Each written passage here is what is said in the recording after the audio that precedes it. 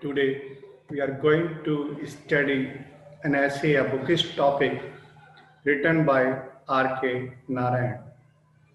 R.K. Narayan was a great literary giant of Indian life and culture. We can say that he was a representative writer of the Anglo-Indian literature.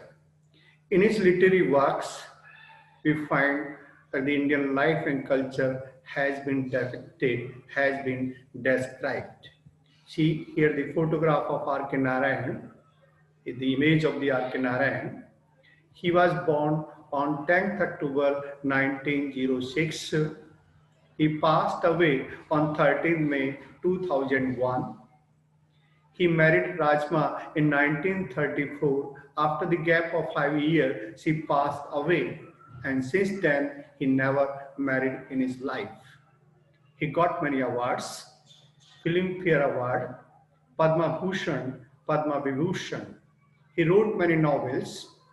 Swami and Friends, that was published in 1935, The Guide, that came into 1958, The English Teacher, that was published in 1945, The Bachelor of Art, that came in 1937. In his literary works, we find an imaginary town, that is Malgudi. It is the local of Narayan works. In his works, we find that Indian life and culture is described in the small town of Malgudi. It is said that whatever we find in Malgudi, that is found in India, and whatever we find in India, that is found in Malgudi. He was a representative writer of the Anglo-Indian literature. The present book is the present topic, a bookish topic, is related to the borrowing of the books. Borrowing the books, there are certain people who borrow the books but fail to return the book at the proper time. This essay is a lively comment on the borrowers of the books. There are so many people who borrow the books but fail to return the book in the proper time or in the given time. The borrowers makes excuses of this kind and that kind, but the writer keeps the blackest ideas for such type of people. He calls them the book pirates. The essay is replete with delicate irony and gentle humor.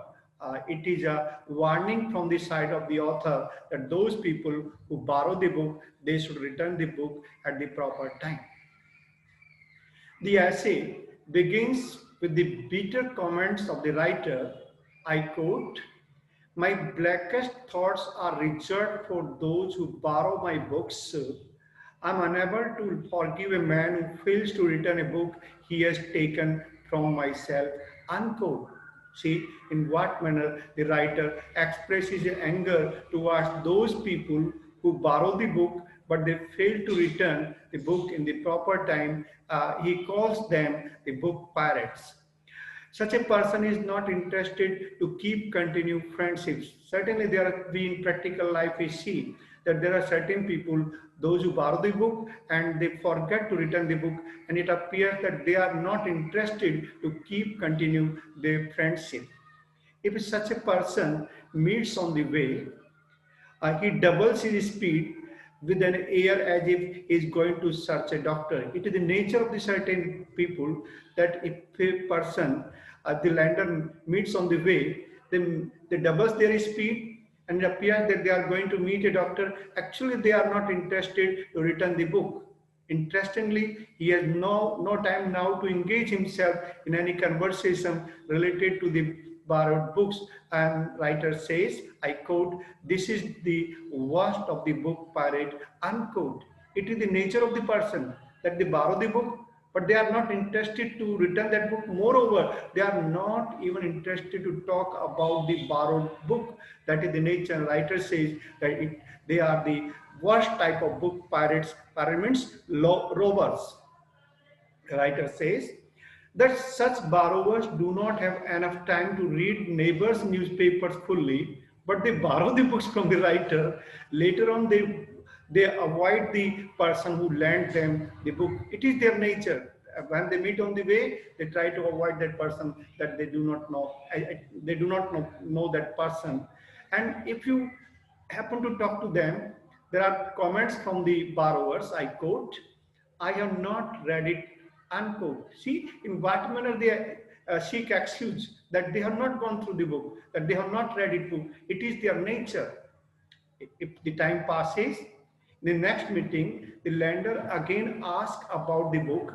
In this manner, a few months pass, then a happy new year, another happy one. It means the time passes and the days converts into months, and month converts into the years, and years converts into the year.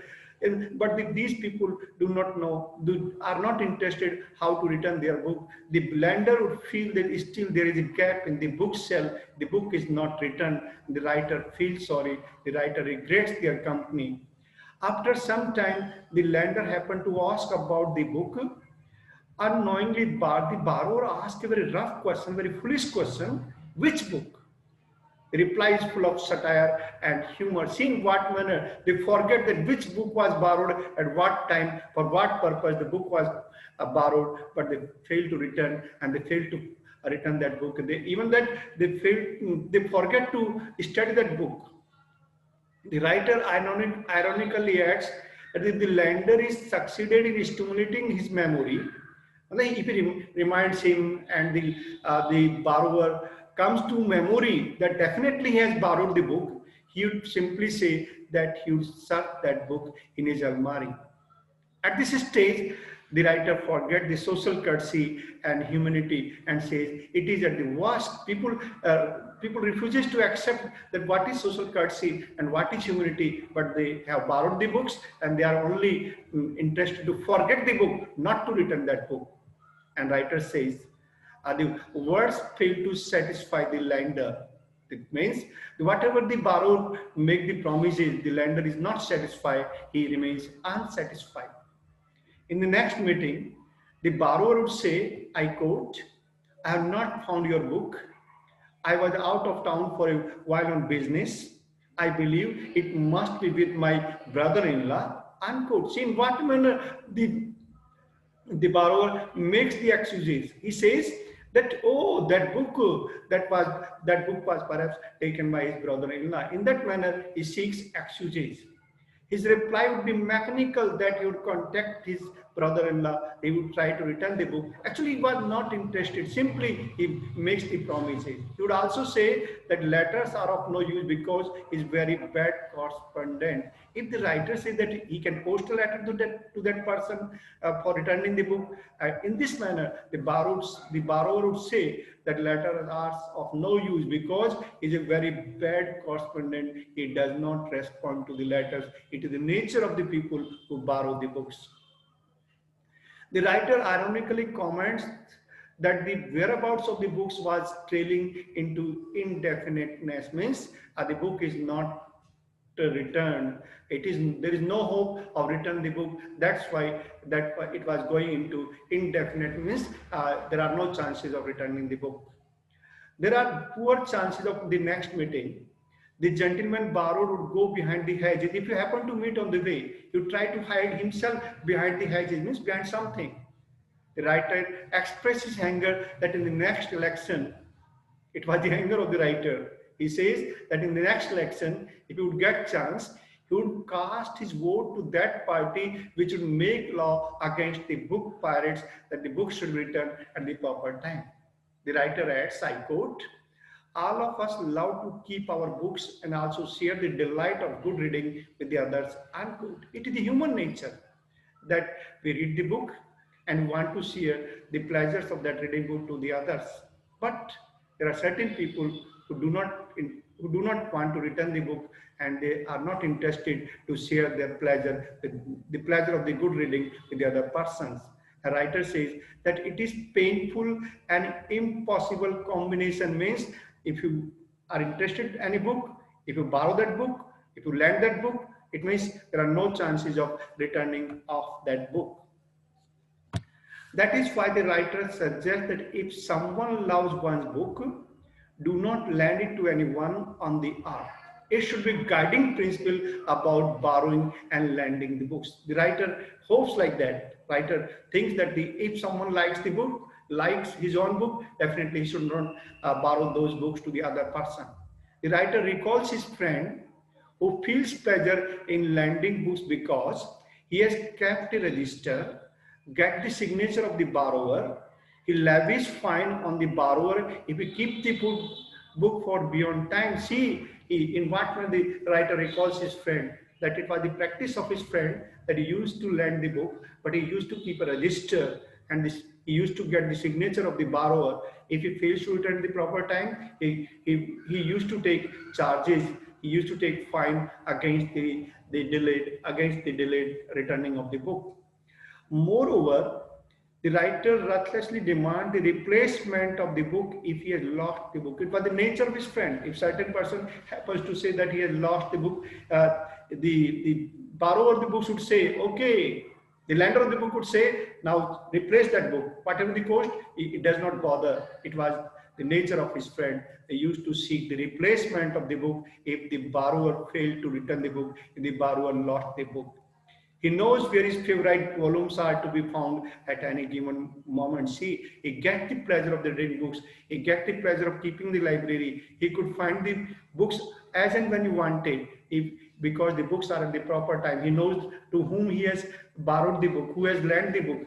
In this manner, the writer says that it is the nature of the people that they borrow the book but fail to return the book. The writer has another problem. The books even written by himself are not found in his library. People take the book, people borrow the book, but they are not interested in reading the book because they think that, oh, these are the books written by the writer himself. That's why they do not think it proper to return the book. The writer laments that he has to borrow his own book from the library. Yes, generally people who do not return the book, the writer borrows the book from the library. The people are surprised to know as why the author himself wants his own book. It is a very insulting situation. It is a very insulting remark that the writer has to borrow the books written by himself from the library. Definitely the other person would say that why the writer needs such type of books. The essay ironically satirizes those people who borrow the book but do not return. They are book pirates. In the words of the writer, they are the pirates, they are the robbers, they are the looterers of the books, and they are not interested to return the books. Thanks.